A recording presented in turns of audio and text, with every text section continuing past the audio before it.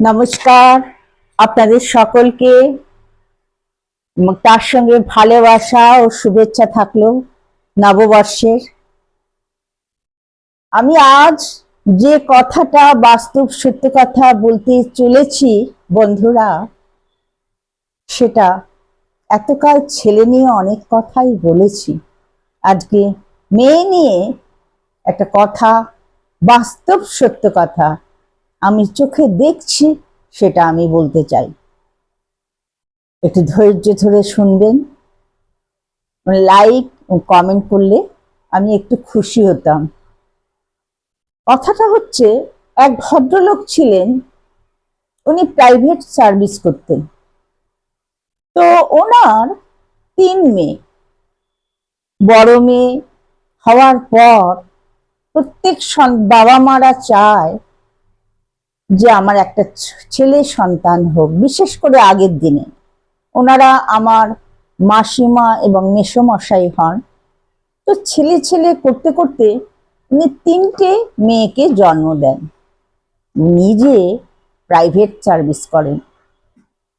আশ্চর্যের বিষয়, private service করতে করতে এখন উনি বয়স্ক হয়ে গেছেন, সামান্য কিছু টাকা পয়সা ওনার কাছে আছে, সামান্য মানে যত সামান্য, ঠিক আছে। উনি বড় মেয়ের খুব ভালো ঘরে বিয়ে দিয়েছেন, দোতলা বাড়ি, ছেলে খুব ভালো সার্ভিস করে।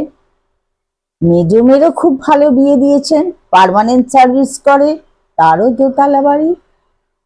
ছোট মেয়েরও খুব সুন্দর বিয়ে দিয়েছেন, পার্মানেন্ট সার্ভিস করে এবং তার 2টো বাড়ি, এবং তার ছোট মেয়েও সার্ভিস করে। কিন্তু আশ্চর্যের বিষয়, সেই মেসোমশাই এবং মাসিমা কি কষ্টে যে আছেন আমি চোখে দেখছি। তাদেরকে কোনো মেয়েই রাখতে চায় না। বড় মেয়ের কাছে থাকলে তাদের ডিস্টার্ব হয়, তারা স্বাধীনভাবে চলতে চায়। মা বাবা একটা যেন মাঝখানে একটা অসহ্যর ব্যাপার হয়ে দাঁড়ায়। মেজ মেয়ের বাড়িতে গেলেও সেখানেও সেই জিনিস। ছোট মেয়ের বাড়ি উনি যেখানে আছেন, সেখানে ছোট মেয়ে চাকরি করে, জামাইও পার্মানেন্ট সার্ভিস করে।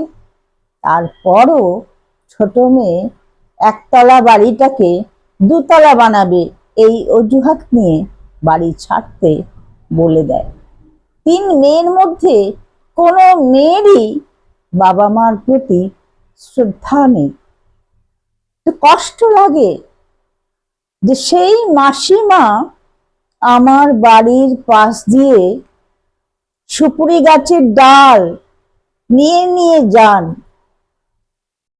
আর আমার বাড়িটার দিকে তাকিয়ে তাকিয়ে দেখেন।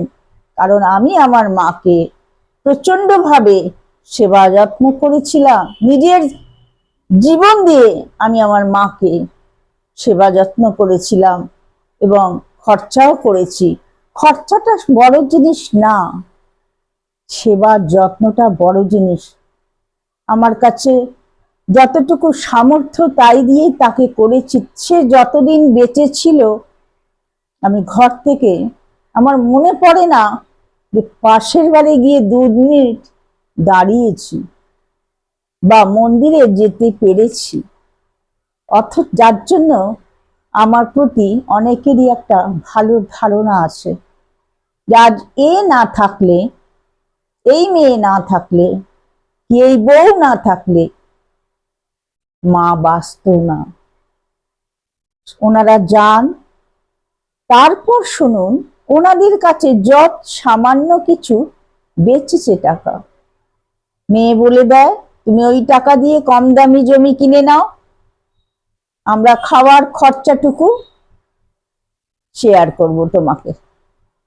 তারা যত সামান্য টাকা যে বেঁচেছিল, খুব সস্তার ভেতর একটি জমি কেনেন এবং পৌরসভার থেকে যে বাড়ি দিচ্ছে সেই বাড়ি বানানো হচ্ছে।